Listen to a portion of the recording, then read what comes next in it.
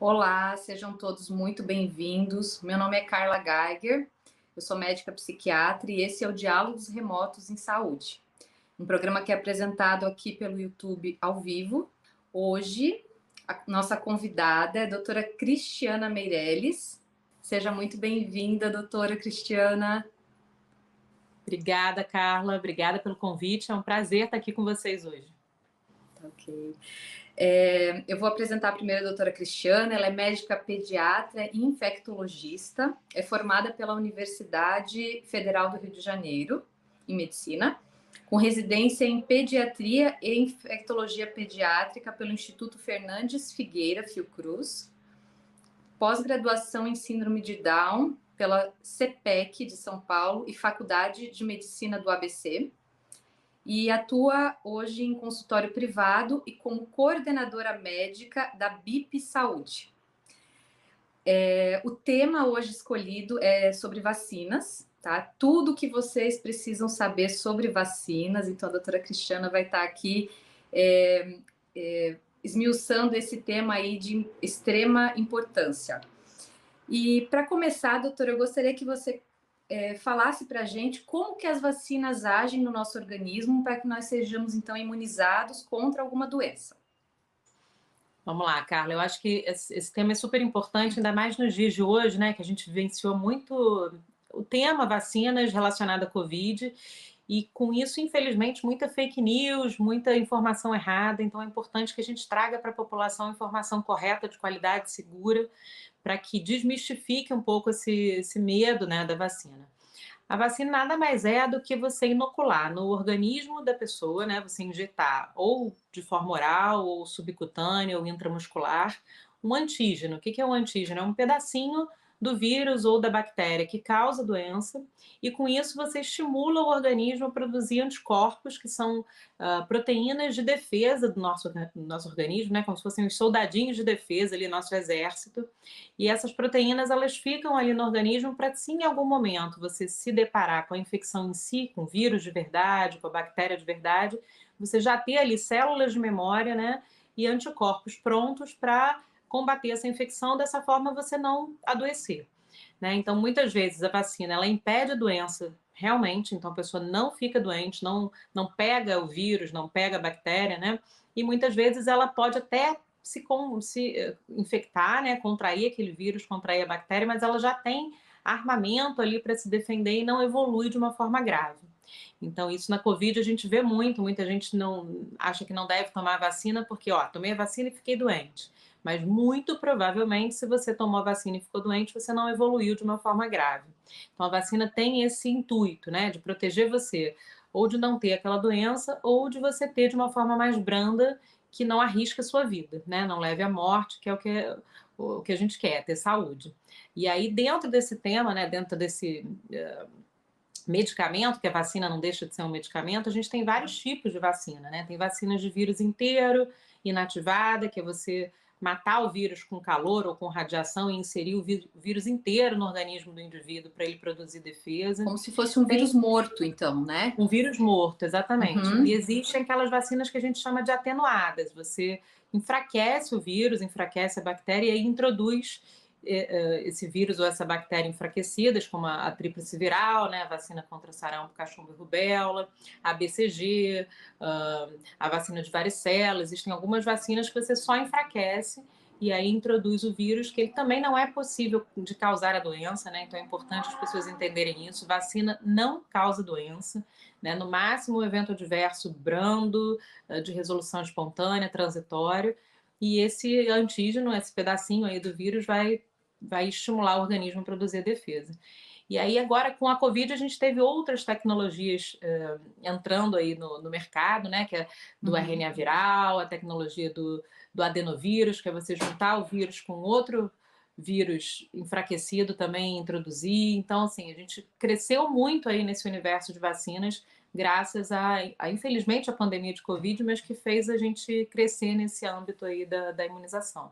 Perfeito. Então, assim, aquela dúvida que às vezes surge de muitos pais, de como que eu posso, o que que eu posso fazer para fortalecer o sistema imunológico do meu filho. Então, esse é o melhor caminho, então, que vocês, como infectologistas, indicam, doutora Cristiana, a vacinação em dia.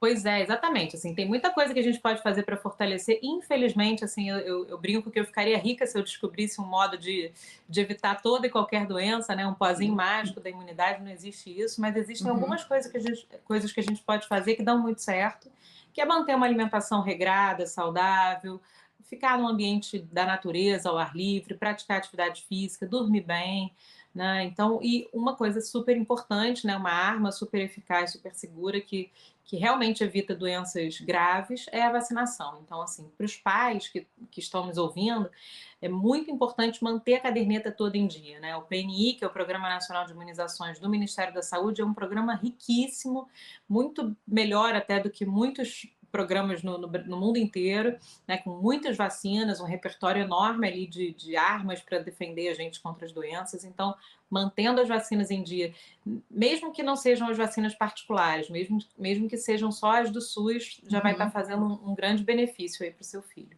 Maravilha, maravilha. Doutora, nós sabemos que algumas pessoas que tomam a vacina não necessariamente serão imunizadas, certo? E aí, para que elas não contraiam a doença, seria importante, então, que as pessoas na volta tivessem tomado a vacina para proteger. Eu queria que você, como infectologista, falasse para a gente sobre essa questão da imunidade individual e coletiva. Bacana. Na verdade, o que acontece? Existem duas coisas que podem acontecer quando você toma vacina: falha primária, falha secundária. Em resumo, assim, algumas pessoas tomam a vacina e, por alguma razão, ou do seu próprio sistema imunológico, ou enfim, às vezes uma técnica errada de aplicação, por algum motivo não produz anticorpo contra aquela doença. Então, essa pessoa, ela não vai estar imunizada, ela não vai estar protegida. E outras simplesmente não podem receber determinada vacina. Então, por exemplo, uma gestante não pode ser vacinada contra sarampo, porque é uma vacina de vírus atenuado.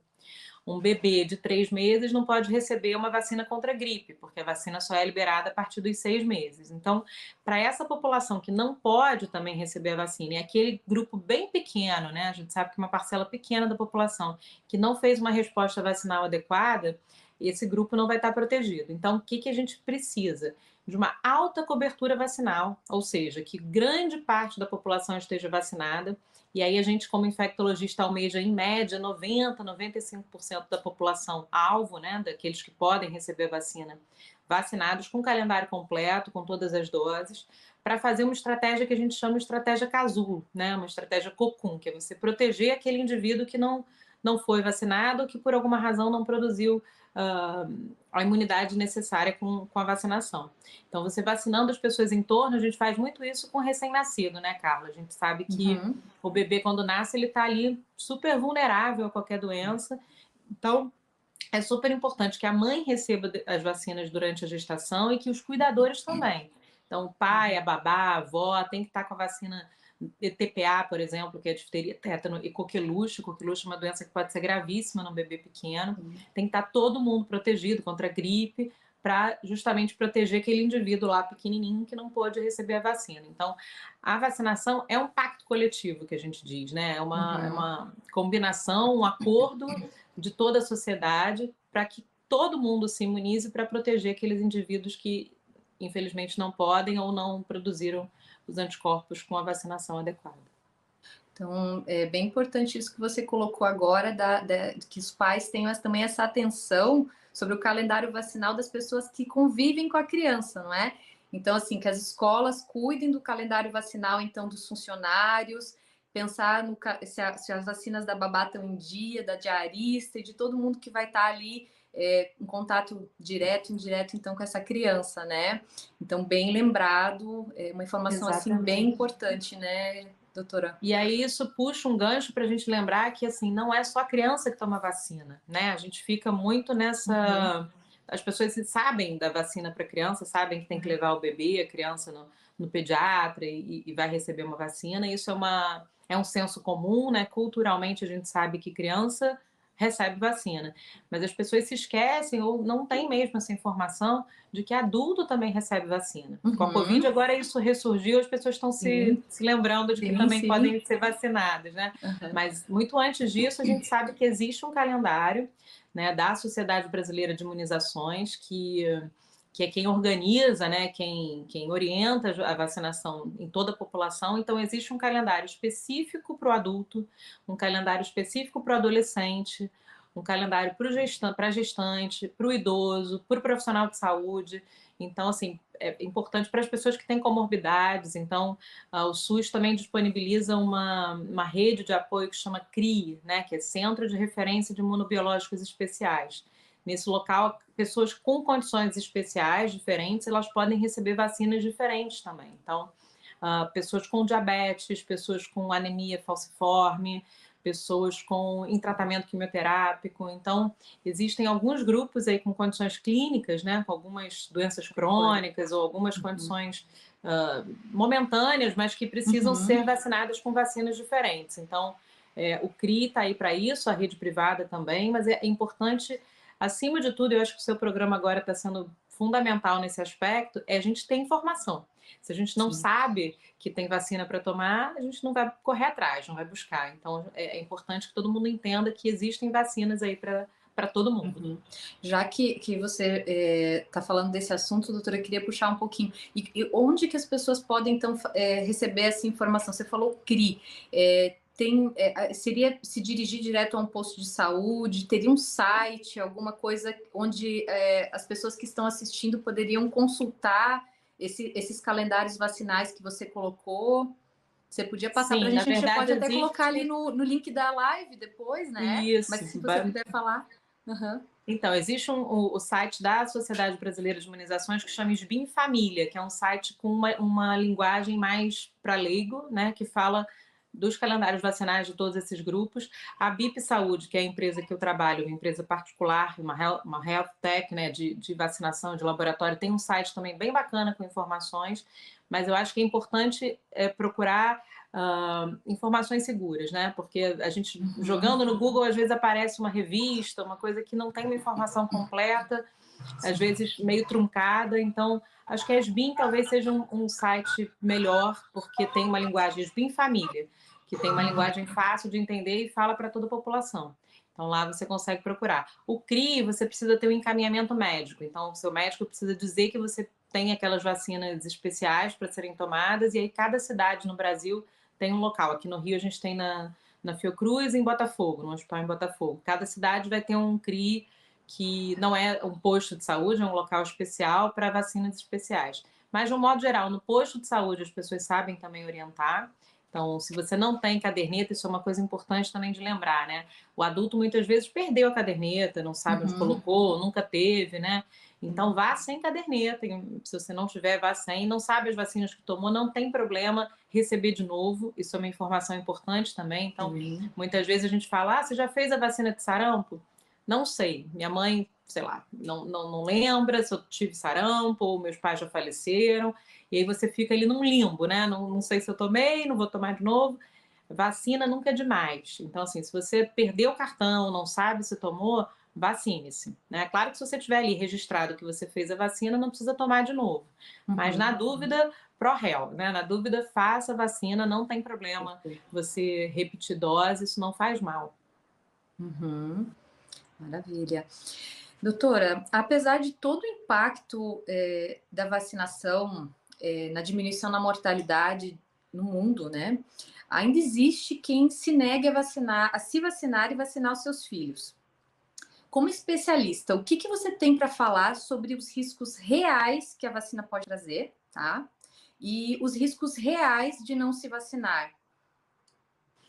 Bom, vamos lá. Assim, antes de mais nada, acho que a gente tem que lembrar do histórico da vacina, né? Porque eu lembro, eu falo muito isso, os infectologistas também gostam de repetir isso, que a vacina ela é inimiga dela mesma, né? O nosso sucesso com a vacina é nosso próprio inimigo, porque vacinando todo mundo a gente acaba com a doença. E acabando com a doença a gente não tem mais medo dela, né? Então isso aconteceu aqui no Brasil com sarampo, infelizmente voltou, mas a gente conseguiu eliminar a circulação do vírus.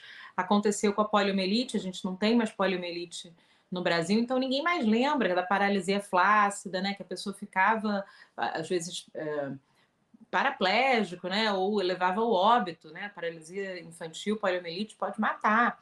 E como ninguém viu isso, a nossa geração, né, não passou por isso, acaba não dando o crédito à vacina e não lembrando que precisa vacinar. Então, A gente podia ilustrar isso agora, né, doutora? Pode ser? sim, pois é, nós Vamos... temos umas fotos, né, de aí o sarampo, né, que é uma doença que infelizmente voltou a circular. A gente já tinha recebido uma certificação da Organização Pan-Americana de Saúde dizendo que o vírus não circulava mais no Brasil, e a gente perdeu esse título porque pessoas de fora do Brasil vieram contaminadas, e como a nossa cobertura vacinal estava muito baixa, pessoas daqui adoeceram, né, pegaram sarampo, que é uma doença que pode ser benigna, tranquila, mas que também, em crianças pequenas, por exemplo, pode levar a uma pneumonia grave, diarreia e a óbito. Então, é uma doença que a gente tem vacina segura, praticamente 100% eficaz. E uma coisa interessante, Carla, que eu acho que é legal das pessoas entenderem, que o vírus do sarampo, por exemplo, ele só tem o hospedeiro humano. Só nós temos sarampo, né? Nenhum bicho tem sarampo. Então, se a gente consegue...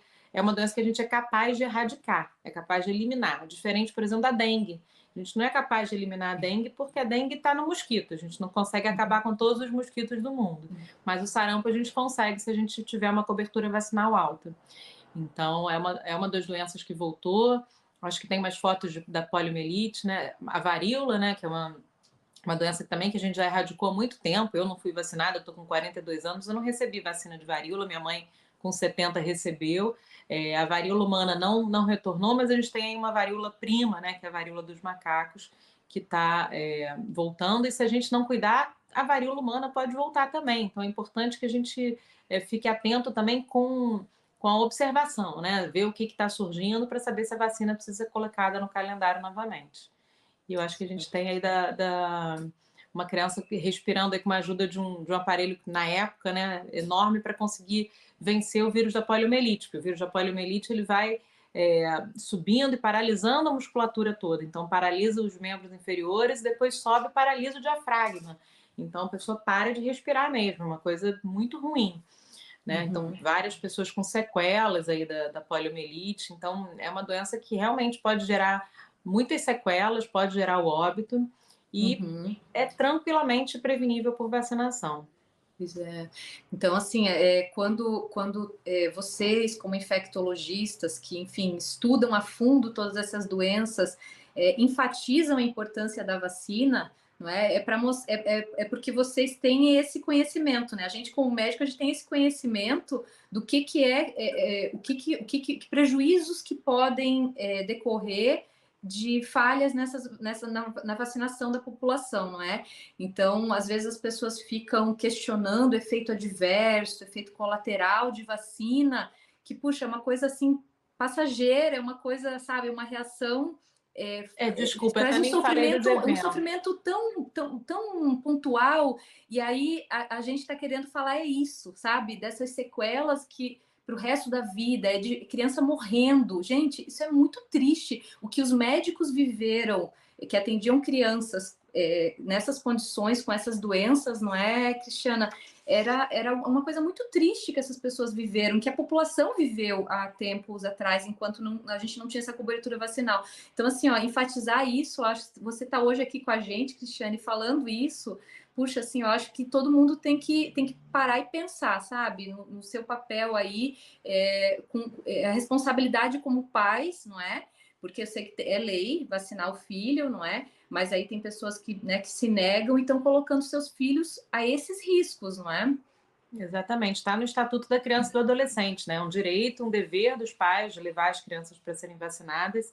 E você me perguntou dos eventos adversos, eu acabei não falando, né? A grande maioria dos eventos adversos pós-vacinais são eventos benignos, transitórios, de resolução espontânea. Então, a grande maioria é uma dor local, né? Às vezes um pouco de edema, inchaço, uma vermelhidão. Pode ter um pouquinho, um vírus atenuado, por exemplo, varicela, você pode uma semana depois sentir um pouquinho de febre, ter umas pintinhas pequenininhas no corpo, que são eventos que até mostram que a vacina pegou, né? A vacina está ali formando proteção, e todos eles são tranquilos, assim, então são transitórios, talvez precise de um remédio sintomático, um remédio para febre, alguma coisa, mas sem sequela, sem problema nenhum e vida que segue. Existem, claro, eventos adversos mais raros, que são mais complicados, né?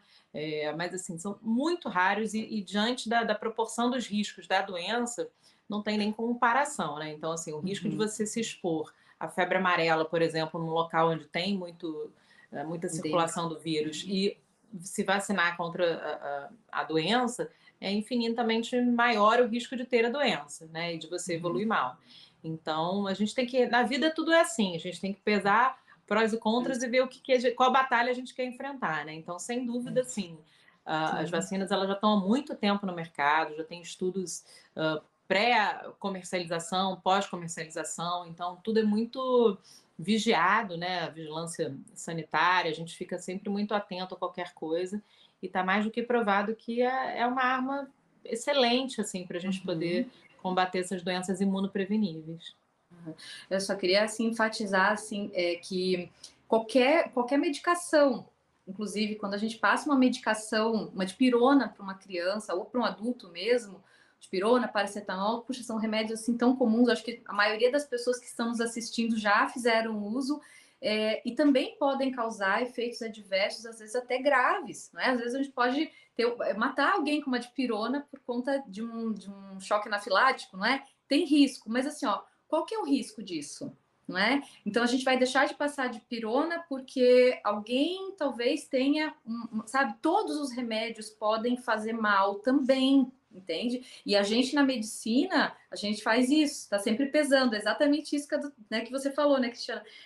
De um lado, aquela conduta pode trazer de positivo, de benefício para o paciente, do outro, os riscos de um prejuízo que a gente possa causar. E quando os benefícios eles são muito superiores aos riscos, a gente vai lá e está autorizado a tomar essa conduta. Então, esse exercício a gente faz o tempo todo, sabe? Então, assim, falar de efeito adverso de vacina e dizer que isso é uma justificativa para não vacinar um filho, para não se vacinar, que embasamento que tem isso, não é? Tá? Então agora vocês vendo aí algumas fotos, assim, ó, isso foi um resumo do resumo, né, Cristiana? Porque se fosse para você falar aqui, dava uma live inteira para falar sobre essas vivências de vacina, não é? Tá? Do que a população passou há tempos atrás quando não existia, né?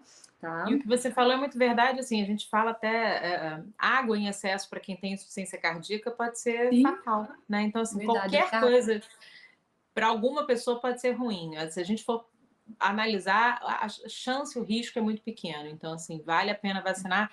Lembrar da vacina de Covid, né? Que muito se falou da miocardite em adolescente. Não vou fazer vacina de jeito nenhum porque gera miocardite. Levanta os estudos, levanta os artigos científicos, a gente tem que procurar informação de qualidade, como eu falei no início. A quantidade de miocardite que teve pós-doença é infinitamente maior a quantidade de miocardite pós-vacina. E a miocardite pós-vacina, todas elas evoluíram muito bem, ninguém ficou com sequela, todo mundo teve alta, nenhum óbito, nada de ruim, né? Enquanto que a Covid gerou miocardites gravíssimas e muitos óbitos aí pela doença. Então, é exatamente isso, né? Vai querer arriscar, ter a doença evoluir mal ou tomar uma vacina que certamente vai te proteger, né? Com uma chance muito pequena de um evento adverso. Perfeito, perfeito. Bem, e queria aqui, você falou um pouquinho, mas eu quero que você esmiúce um pouco mais essa questão, que eu acho bem importante. Quais os riscos, então, que nós estamos correndo no momento em que uma determinada parte da população resolve não se vacinar, não vacinar os seus filhos? Pois é a tal da cobertura vacinal que vocês devem ler muito nos jornais e tal, né? Cobertura vacinal está baixa, desde 2015 a gente tem visto isso. O que é isso, né? Cobertura vacinal é a quantidade de pessoas no país que deveriam estar tomando vacina e não estão. Então, a gente acaba tendo uma parcela pequena da população protegida e aí boa parcela da população não protegida e isso acaba deixando as pessoas suscetíveis, vulneráveis ao vírus. Foi o que aconteceu com sarampo, né? A gente teve muita gente não vacinada. Em alguns países, a vacinação contra sarampo ou não é obrigatória, ou as pessoas também não aderem muito ao programa de vacinação. vieram venezuelanos, pessoas de fora com sarampo e contaminaram alguns ali que não estavam vacinados. E aí o vírus começa a circular de novo, passa para uma outra pessoa suscetível, que passa para uma outra pessoa vulnerável, né? E assim o vírus vai circulando e vai contaminando todo mundo. Para a gente interromper isso, é como se a gente fizesse um bloqueio mesmo com a vacinação. É levar todo mundo para o posto, levar todo mundo para a clínica privada de vacinação e colocar lá o escudo, que são os anticorpos, né, produzidos pela imunização. Vacinar todo mundo, a gente consegue parar, né? O sarampo eu acho que é um ótimo exemplo, porque é isso, assim, só tem o ser humano de hospedeiro. Se a gente vacina todo mundo, aquilo acaba, né? A gente não tem mais o retorno. Então, e assim, são tantas doenças. Meningite, a gente tem visto muitos casos de meningite bacteriana agora, porque a vacinação também está com uma cobertura muito baixa, né? No SUS, a gente só tem a CWY, que é uma vacina contra a meningite bacteriana meningocócica para os adolescentes, então acaba que os mais novos não recebem essa vacina, deveriam receber. Então, assim, o ideal é isso, a gente tentar buscar o máximo de vacinas possível para cada indivíduo na sua faixa etária. Se não tiver disponível no SUS, procurar na clínica privada, porque não só é uma proteção para a saúde individual, como a gente garante a proteção de todo mundo em torno, né? Perfeito, perfeito. E, assim, lembrar da questão de que a vacinação, a gente não pode contar apenas com a vacinação no nosso país, né, Cristiana? Sempre vai ter algum país que vai estar acontecendo alguma falha. E por conta das pessoas, né, a fácil circulação e viagens, enfim, coloca a gente, esse risco ele se mantém, não é? Exatamente. Então, se a gente tem essa proteção em massa, a gente dificulta que um vírus entre e de repente faça um estrago no lugar onde a gente está vivendo. O que a gente não viu com a pode não Covid descuidar foi nunca, isso. né? Exatamente. Com a globalização, assim, a gente está aqui para o Japão em um dia, né? Então, as pessoas circulam. A varíola do macaco começou num lugar, agora já está no mundo inteiro. Então, o vírus vai junto. Foi rapidinho, né? Exatamente. Vai com a gente de avião, vai de trem, vai de navio. Então, a gente tem que formar mesmo esse escudo para tentar impedir. Nos Estados Unidos existe muito a festa não sei se vocês já ouviram falar da Chickenpox Party, né? Que as pessoas ainda têm essa cultura lá de que achar que a criança pequena tem que pegar catapora logo que está pequena. Então, se um amiguinho na escola está com varicela, com catapora, convida os outros para algumas famílias, né? Convidam para uma festinha para todo mundo pegar catapora ali, porque é legal pegar catapora logo para não ter na idade adulta. Gente, não é legal pegar catapora em momento nenhum, não né? Eu lembro, eu tive. Exatamente. Se tem vacina, para que eu tenho que ter a doença para gerar imunidade? A vacina gera imunidade tão bem quanto a própria doença e não deixa sequela, não deixa cicatriz. Eu tenho, né? Muita gente na nossa cidade tem cicatriz de catapora, gente. Pode ficar feio, pode levar a pneumonia. Só na minha residência de infectologia eu vi duas crianças previamente saudáveis, rígidas, morrerem de catapora. Então, assim, não é uma doença tão bobinha quanto a gente pensa, mas infelizmente em alguns países tem essa cultura de achar que mais vale ter a doença do que vacinar. E aí a gente viajando para esses lugares, a gente acaba ficando exposto, né? Sim, sim. E imagino depois, assim, eu sei, né, a tristeza que a gente sente, Cristiana, quando a gente tem um paciente que apresenta alguma doença que é evitável, não é? Então é muito triste para todo mundo, para todos os profissionais de saúde que cuidaram desse paciente, não é? E aí eu fico pensando também em como ficam os responsáveis pela criança, o pai, a mãe, não é? Então, de depois pensar assim, que poderia ter evitado, não é? E não fizeram, não cumpriram com essa responsabilidade, não é? Sim. Então, são marcas aí que ficam, não é? Tanto como sequelas, às vezes, para as crianças, quanto sequelas emocionais aí para toda a família, né? Tá? Sim.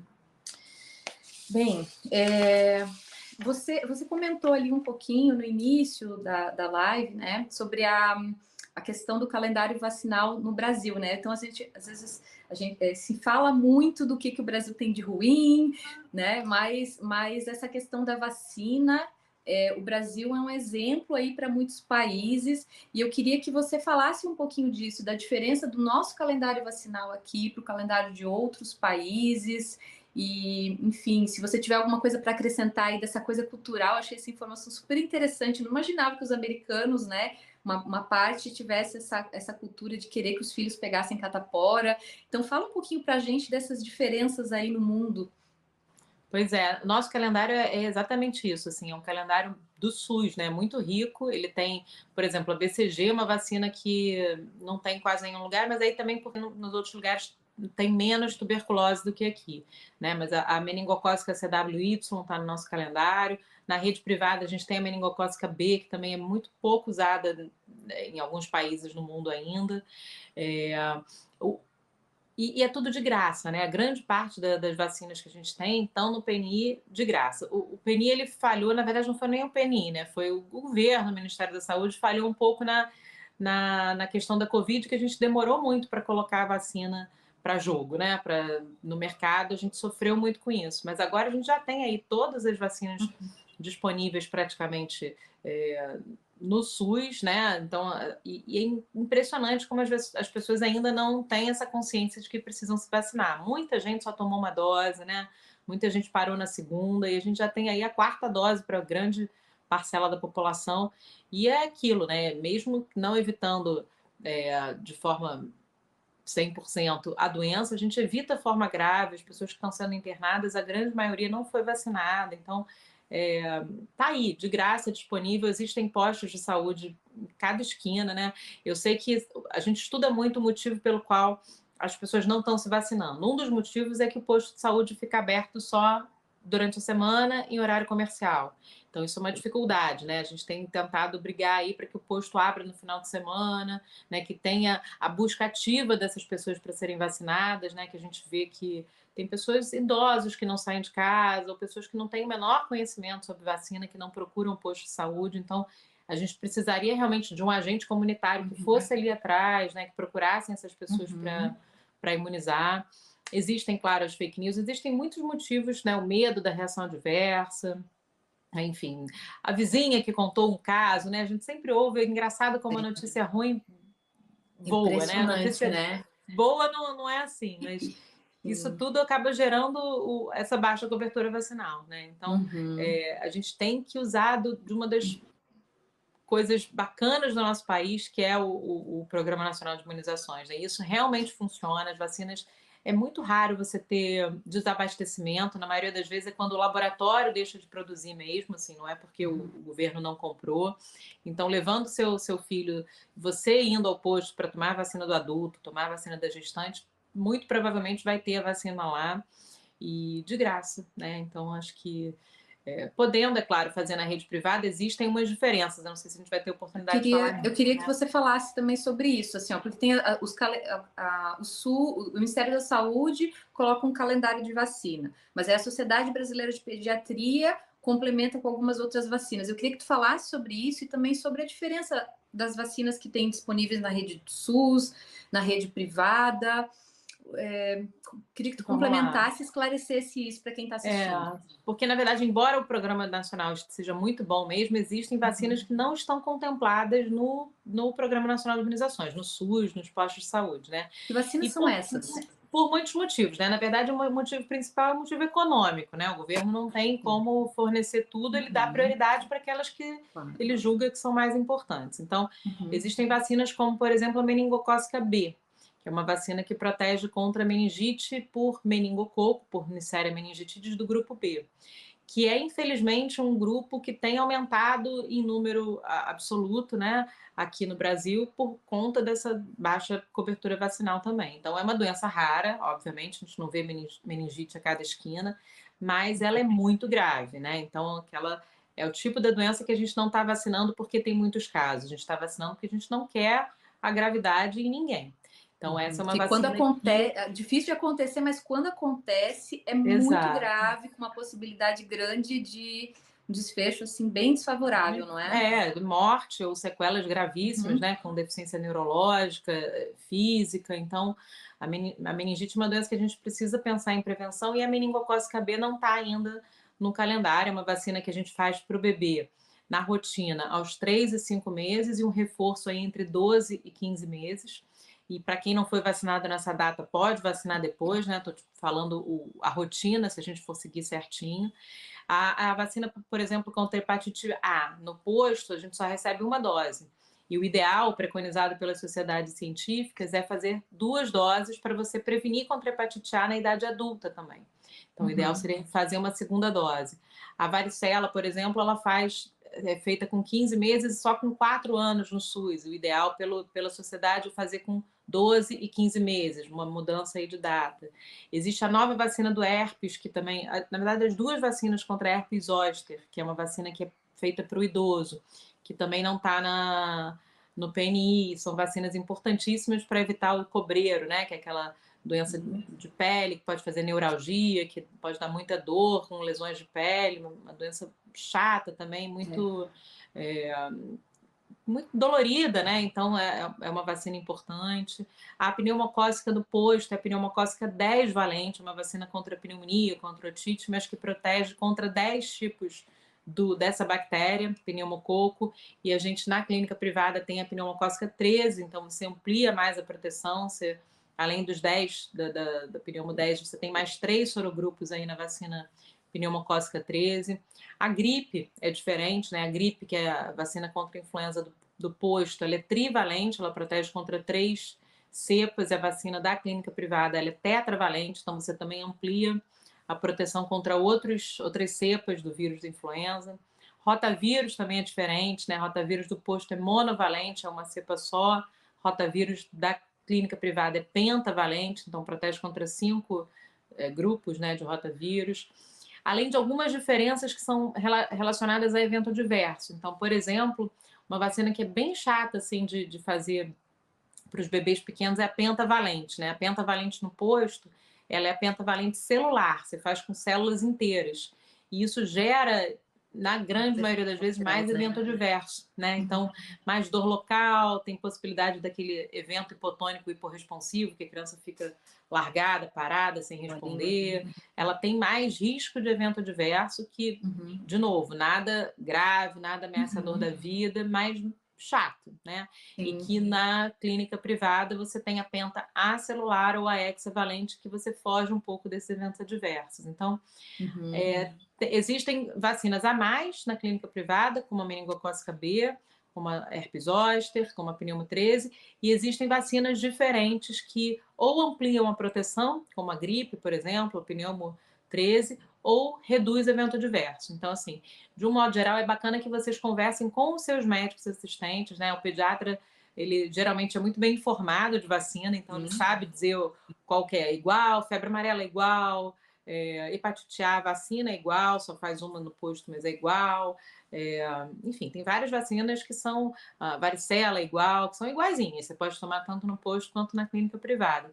Mas tem muitas que são diferentes ou que ampliam a proteção. Então, é muito importante conversar com o pediatra, com o seu médico assistente, para ele explicar direitinho e vocês poderem fazer ali a logística de vacinação no melhor local, no melhor momento. Perfeito. Para escolher, ajudar a escolher que vacinas que vão ser, se for a vontade dos pais, complementar esse calendário, fazer essa discussão com o pediatra, perguntar para ver quais vacinas, então, que eu devo tomar no posto, quais vacinas que valeria a pena, então, eu estar fazendo na clínica privada, né? De acordo com as condições de cada um, não é, Cristiana? Sim. Então, A gente sabe que vacina não é baratinho, né? Mas assim, eu sempre digo que é um investimento na vida, investimento em saúde. A gente gasta dinheiro com tanta coisa que não supérfluo, né? Com iFood, com roupa, com viagem, e eu acho que saúde tem que estar ali como prioridade, né? Certo, certo. Agora eu queria que você falasse um pouco sobre as reais contraindicações e efeitos adversos da vacina. Você já citou alguns, né? E quais são os mitos e dúvidas mais frequentes aí em vacinas? Bom, vamos lá. Contraindicação vai depender da vacina, né? Mas assim, de um modo geral, a gente tem 2 grupos de vacinas disponíveis, né? De vírus morto e de vírus enfraquecido. E aí lembrar que essas de vírus enfraquecido são as que têm mais contraindicações, porque gestante, por exemplo, não pode receber, porque existe um risco teórico de passagem do vírus para o feto, né? Então, isso nunca foi comprovado, mas por existir esse risco teórico, a gente contraindica a vacina. Para bebês muito pequenos também, algumas vacinas são contraindicadas. Para quem está fazendo tratamento quimioterápico, para quem tem uma doença com baixa imunidade, né, para os imunocomprometidos, essas vacinas de vírus atenuado não são indicadas, né? Então, herpes zoster, de vírus vivo, tríplice viral, varicela, BCG, algumas vacinas a gente não faz para quem tem essas condições, né?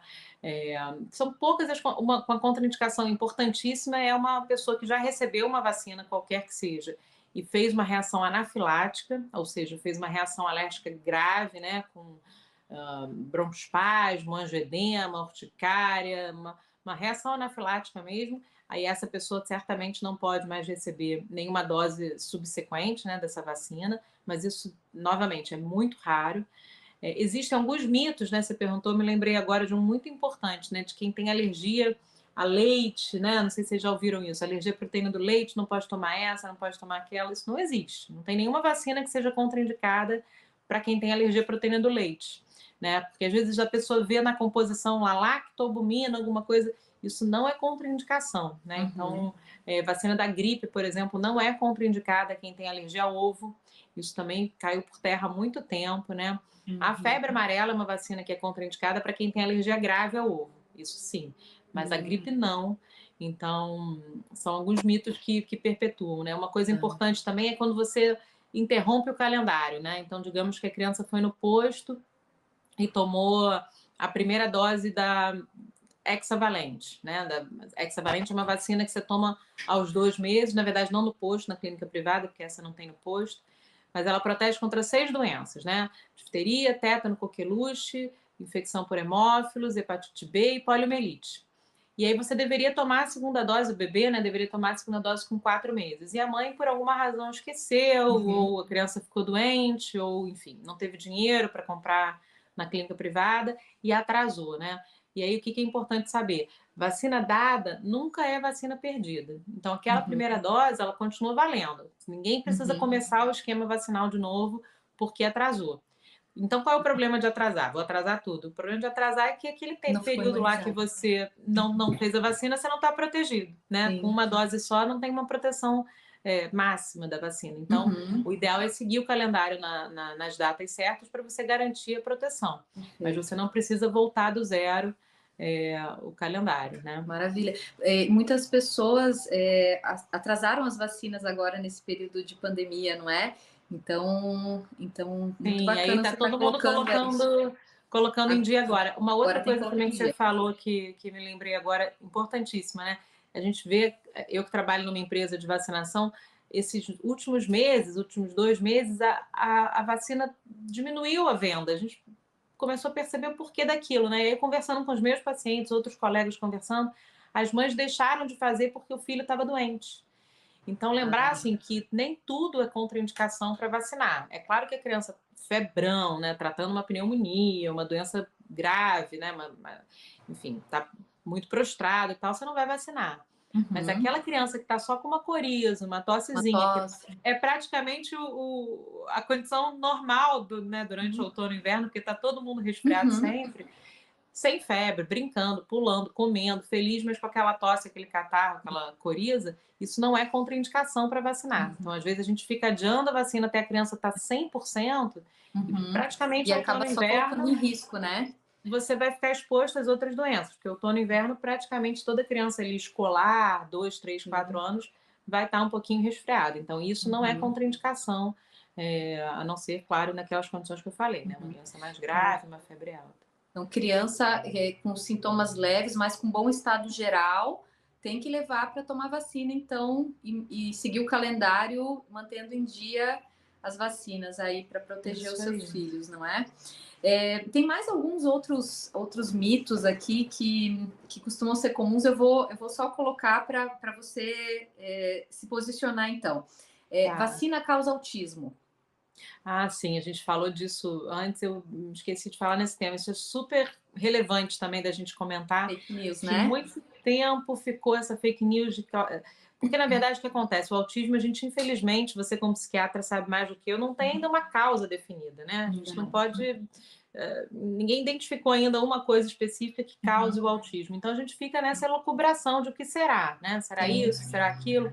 E aí, até em algum porque o momento, diagnóstico tá sendo feito com uma frequência maior, inclusive até diagnósticos errados. Crianças que não têm autismo e estão recebendo esse sim, diagnóstico, tá?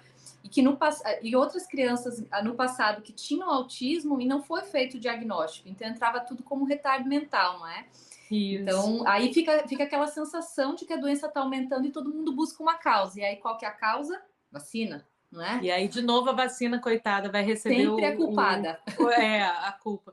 E aí foi preciso um estudo muito grande feito na Dinamarca, deve ter talvez uns 5 anos, não me lembro exatamente a data, com mais de 20 mil crianças, um estudo enorme para provar que não tinha relação nenhuma entre a tríplice viral e o autismo, ou seja, a vacina de sarampo, cachumba e rubéola não causa autismo.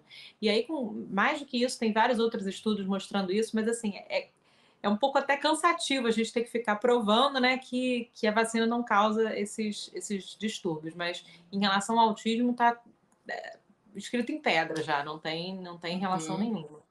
Em comprovação científica, então não é uma Exato. opinião pessoal. Isso daí eu acho bem importante, né, Cristiana? A gente viu isso acontecer de uma forma muito mais frequente agora durante a pandemia, todo mundo tendo alguma opinião formada, mas sem ter um embasamento, né? Então, assim, ó, as pessoas às vezes chegam a uma conclusão tendo só uma parte da informação, sabe? Então, por isso, assim, a tua vinda aqui, queria te agradecer porque você é uma especialista e está aqui passando informação com embasamento, não é? Então, assim, é a mesma coisa, o que a gente viu foi a mesma coisa que eu, como psiquiatra, ficar falando como se eu fosse uma autoridade sobre como é que deve ser construída uma ponte, não é? Como que deve ser feito um projeto de lei sem eu ter esse conhecimento, não é? Então, assim, Sim. ó, um especialista falar sobre o assunto não pode ter o mesmo peso, a opinião sua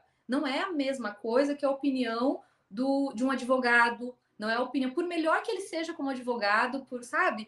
Não é a mesma opinião que o tio do estacionamento, entendeu? Então, assim, ó, a gente tem que aprender a ter essa humildade, não é?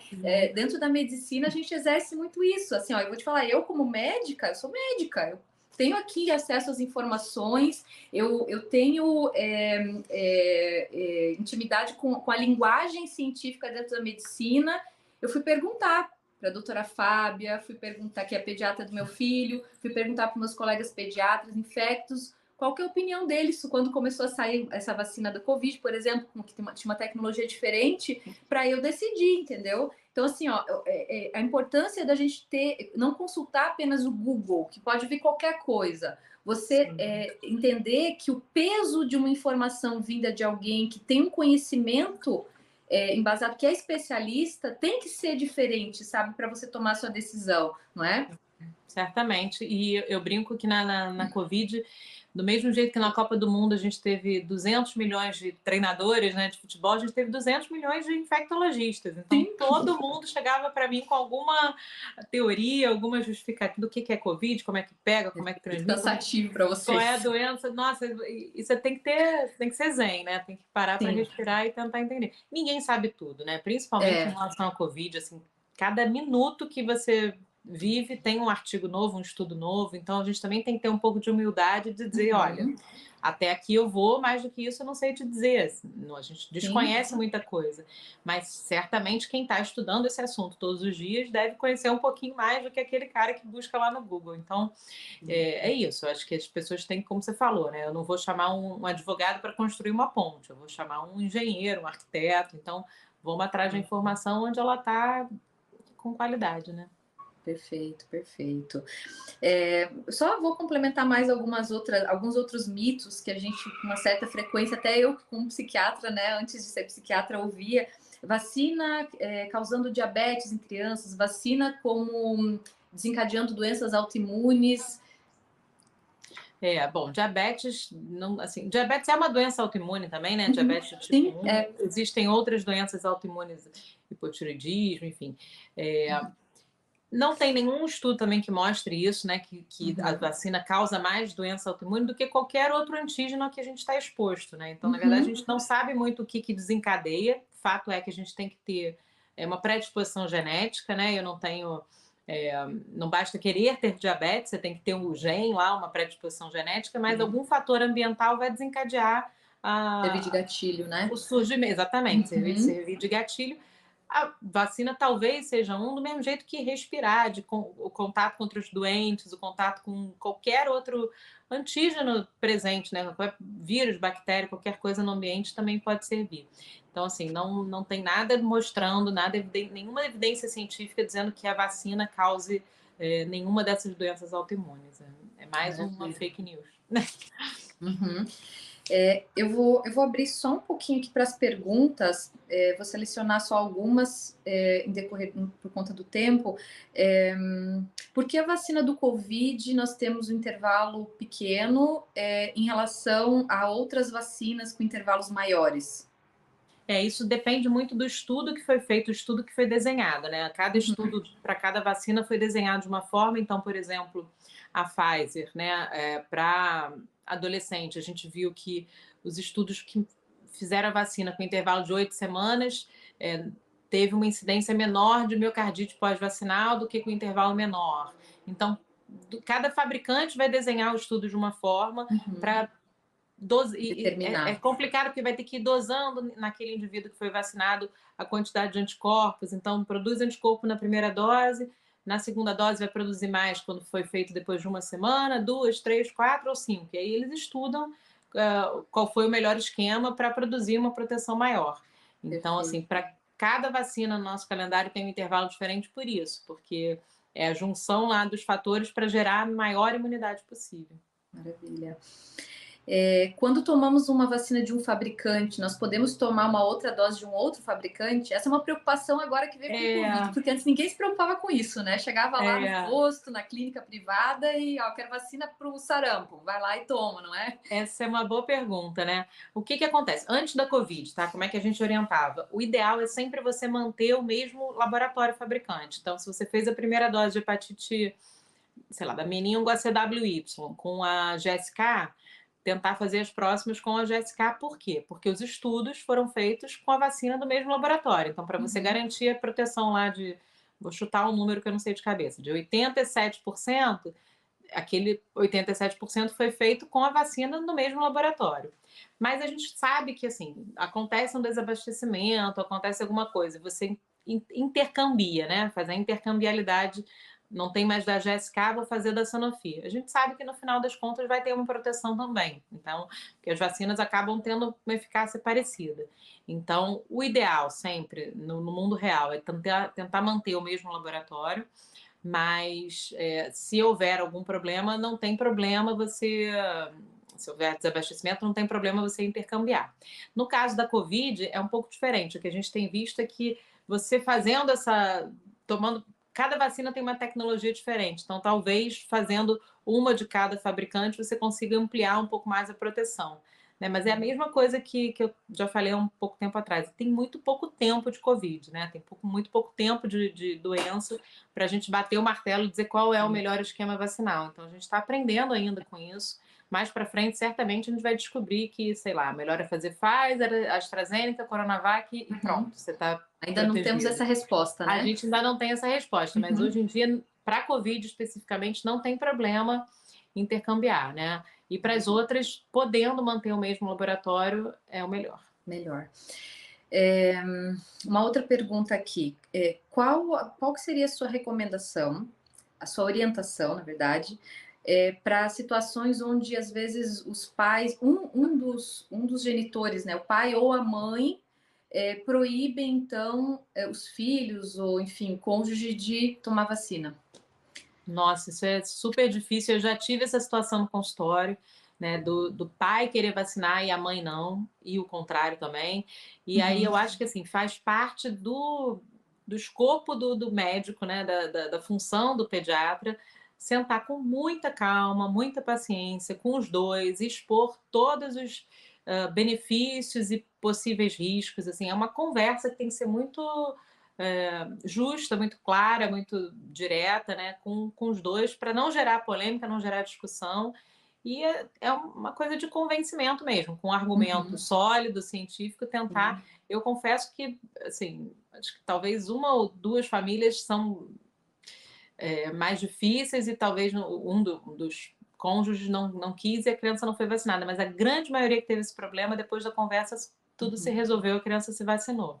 Então, acho que faz parte aí do trabalho do pediatra, do médico assistente, né? Porque aí eu acho que entra a ginecologista, quando o médico da família, o geriatra no caso do idoso que não quer ser picado, né? Tem muito adulto que também foge da picadinha. Então, a gente tem que ter argumento, né? Ter papoterapia para conseguir convencer. Então, espero que então a sua vinda aqui hoje também traga esse benefício aí para todo mundo que estiver assistindo, que ainda vai assistir, né? Mais uma pergunta, então, para a gente finalizar. Assim como a vacina da gripe, continuaremos por alguns anos nos vacinando contra a Covid? O que tu imagina em relação a isso aí? Essa também é a pergunta que não quer calar, né? O que está se desenhando até o momento é que realmente a gente vai precisar fazer booster, né? Que a gente chama, que é vacina de reforço de tempos em tempos. Quanto tempo vai ser, né? Tem gente que brinca, vou virar uma peneira, né? Tô vacinando já a quarta dose, vai ter a quinta. Por enquanto é o que temos, mas assim, do mesmo jeito que a gente desenvolveu tanta vacina boa em tão pouco tempo, essas vacinas elas estão sendo constantemente revistas e, enfim, em algum momento a gente vai chegar numa formulação ideal que talvez a imunidade persista por mais tempo. O meu palpite é que a gente realmente precise fazer como a gente faz para a gripe todo ano ou de tempos em tempos, mas ainda é cedo para a gente bater o martelo em relação a isso. Certo. Doutora, nós temos ainda mais algumas perguntas que vão ficar pendentes aqui. Um tema, assim, de uma relevância extrema. Eu gostaria agora, então, de abrir um espaço para as tuas considerações finais, tá?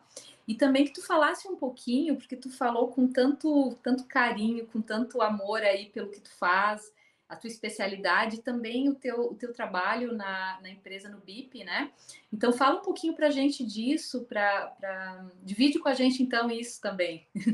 Vamos lá. Bom, para quem mandou pergunta e a gente não respondeu, pode entrar na minha página do Instagram e mandar lá no direct que eu respondo com o maior prazer, não tem problema nenhum. A página é DRA, de doutora, Cris Meirelles. Meirelles com 2 L's. DRA Cris Meirelles. E aí, enfim, eu respondo as perguntas mais tarde, sem problema. Eu sempre falo com muito amor, na verdade, das minhas 2 especialidades, né, que é a infectologia pediátrica e da minha especialização em síndrome de Down, que é um pouco mais recente, mas que também virou minha paixão. Então, eu tenho muitos pacientes com trissomia do 21 no consultório e gosto muito de estudar sobre o assunto, de ajudar as famílias nesse sentido. Então, é uma coisa que me dá muito prazer. E, por outro lado, a infectologia, que eu acho que é uma das especialidades médicas mais interessantes, aí eu vou puxar a sardinha para o meu lado, né? Que tem sido também muito colocada em evidência agora, porque a gente está tendo sarampo, Covid, varíola do macaco, hepatite misteriosa. Então, assim, a gente está sendo muito demandado, mas é uma especialidade muito legal. E a BIP Saúde é uma empresa que é uma health tech, né? Uma startup de saúde que fornece serviços de saúde domiciliares. E aí a gente começou com vacinação. A gente faz vacina domiciliar sem taxa, então o custo acaba ficando bem acessível, né? A gente tem alguns convênios de saúde, faz exames de laboratório também em casa. Então, exames de sangue, de urina, PCR para Covid, né? O swab. A gente está em Brasília, a gente está no Rio, em São Paulo, em Recife, em Vitória, em Curitiba e daqui a pouco em mais lugares aí no Brasil todo. Eu gosto demais de falar da BIP, porque é um orgulho mesmo, é uma empresa que tem pouco mais de... A gente começou a conversar sobre ela no final de 2015, então é uma empresa mais ou menos recente, mas que está crescendo muito, e a nossa missão é essa, assim, levar as melhores experiências em serviços de saúde domiciliares. Então, para quem não conhece, e você perguntou sobre informação de qualidade, assim, eu escrevo, os outros médicos consultores também escrevem textos para o site da BIP, então é BIP Saúde, BEP, saúde.com.br. Lá você vai encontrar muita informação de vacina, mas muita informação sobre saúde também. Então tem um blog de saúde lá com textos bem bacanas e é uma outra fonte segura também de informação. É isso. Eu acho que quem quiser o contato do consultório, qualquer coisa, é mais fácil procurar no Instagram, que tá tudo lá. Certo. Nós colocamos também no link aqui da live, no YouTube, o teu contato profissional, tá? E do BIP. Doutora, eu queria te agradecer imensamente, tá, Eu por que estar agradeço. aqui dedicando o seu tempo e dividindo essas informações preciosas aqui com quem está nos assistindo e com quem ainda vai assistir na TV aberta, assim que o programa estrear. E agradecer a presença das pessoas que estão, então, nos assistindo também, tá? E a gente espera que todo mundo reflita, tá? Para que consiga, então, tomar as decisões melhores e mais saudáveis. A gente está trazendo uma pessoa aqui com conhecimento especialista, então, no assunto para informar cada um. E eu sei, assim, que como pai, como mãe, a gente quer o melhor para os nossos filhos, tá? E a gente sabe que essa maratona das vacinas é algo que às vezes traz até um desgaste emocional, chegar ali, ver o filho sendo picado, às vezes a dor local, enfim, traz um certo transtorno, mas assim, lembrem disso que a gente está falando, de algumas das fotos, isso aqui é só um resumo, gente, tá? Algumas fotos com algumas doenças aí graves, com sequelas, tá? Então, pesem isso na hora de tomar aí essas decisões, tá certo? E esperamos, então, que a gente tenha ajudado e colaborado. Obrigada, doutora, pela tua presença, tá? Espero que tu volte aqui acrescentando outros temas aqui. E um abraço para todo mundo e até mais. Obrigada, até.